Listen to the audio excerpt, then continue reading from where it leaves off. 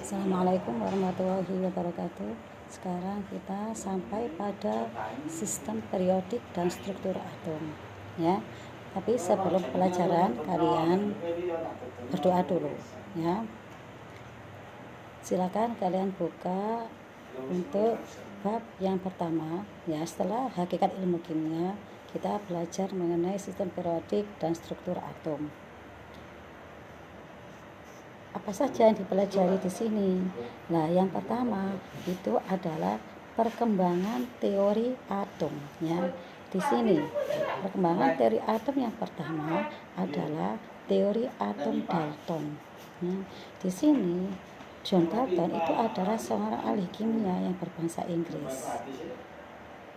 Nah, gagasannya di sini adalah bahwa atom itu adalah partikel-partikel terkecil yang terdapat di dalam suatu zat atau tidak bisa diuraikan dan tidak dapat diubah menjadi atom lain. Itu adalah atom menurut John Dalton. Kemudian atom satu unsur itu berbeda dengan atom unsur yang lain.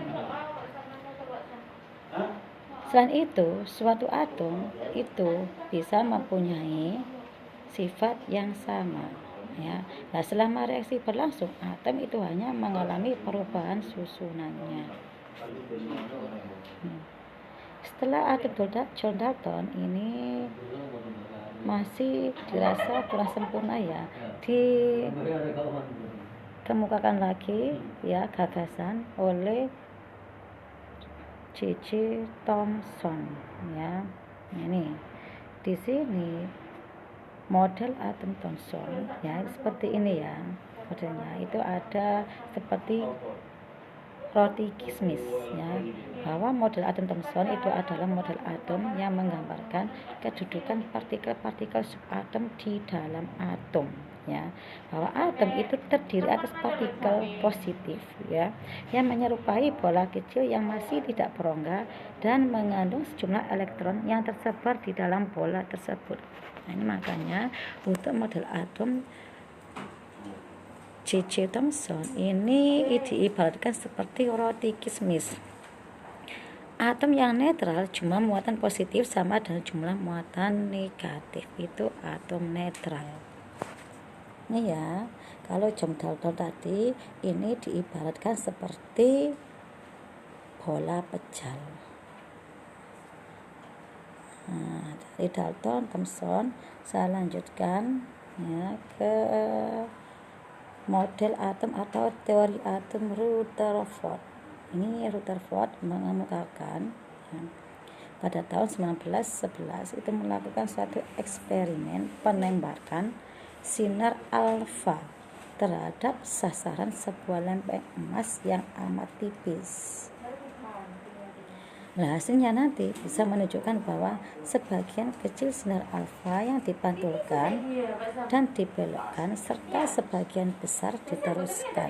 Jadi pada percobaannya Ernest Rutherford itu kan menggunakan sinar alfa itu ada yang dibelokkan, ada yang dipantulkan, dan ada sebagian besar itu diteruskan.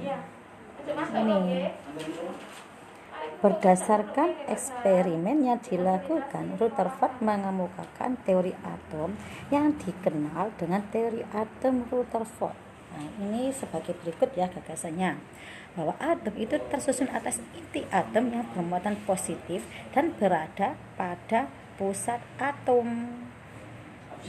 Ini muatan positifnya yang warnanya merah itu, ya, muatan positifnya itu berada di dalam nukleus atau intinya atom. Pada inti terpusatkan massa dan muatan positif, yaitu, ya, dilihat itu ada muatan positifnya dan dia mempunyai massa yang warna merah. Sedangkan elektron bermuatan negatif, itu elektronnya warnanya biru, bermuatan negatif, bergerak mengelilingi inti di situ. Seperti halnya planet-planet mengitari matahari, ya, pada sistem tata surya itu menurut Rutherford. Nah, di sini bisa dipahami, kan, ya. Kalau tadi John Dalton bahwa atom itu diibaratkan seperti bola pejal, kemudian Thomson diibaratkan atom itu seperti roti kismis. Sedangkan Ernest Rutherford di sini mengibaratkan bahwa atom itu seperti sistem tata surya, di mana planet-planet yang mengelilingi matahari itu adalah diibaratkan seperti elektron. Lah mataharinya itu sebagai pusatnya, ya, sebagai pusatnya yang bermuatan positif. Ini menurut Rutherford, ya. Ini masih kurang sempurna lagi, disempurnakan lagi, ya, oleh Bohr, teori atom Bohr namanya, ya, di mana Rutherford itu tidak dapat memberi penjelasan mengapa elektron tetap pada lintasannya. Kemudian hal ini itu nantinya dapat dijawab oleh muridnya yang bernama Niels Bohr pada tahun 1923. Nah, Bohr ini menyempurnakan model atom Rutherford sebagai berikut, bahwa elektron bergerak mengelilingi inti pada lintasan tertentu, dan elektron bergerak tanpa menyerap atau melepaskan energi.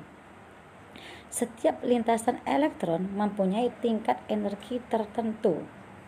Ini ya, ini seperti digambarkan seperti itu ya, elektron itu ya. Nah, itu yang muter dan warna biru itu elektron.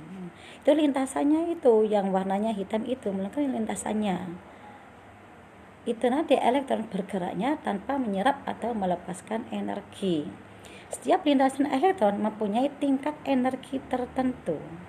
Ya, itu setiap lintasan elektron itu mempunyai tingkat energi tertentu.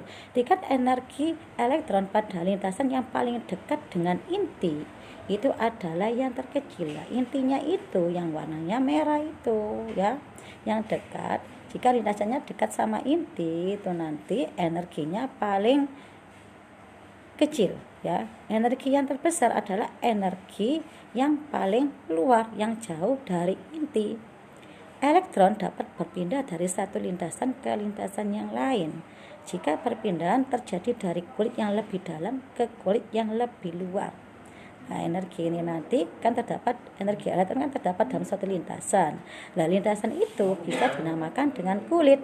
Kalau yang dekat dengan inti namanya kulit dalam, yang terjauh dari inti adalah kulit luar.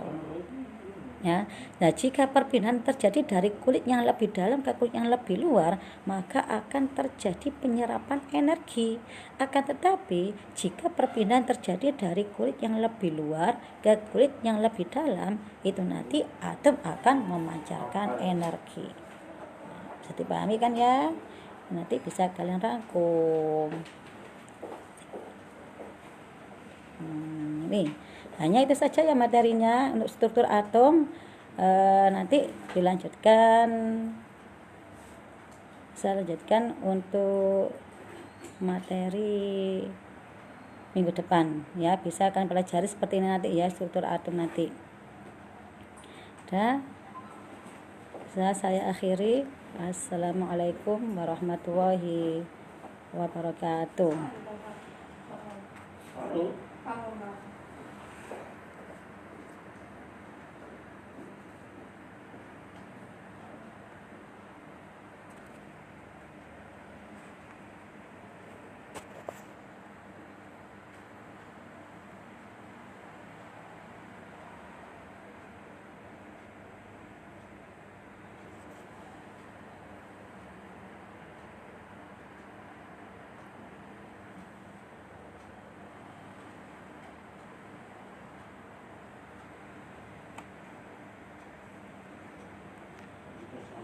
Silakan baca ya seperti nanti.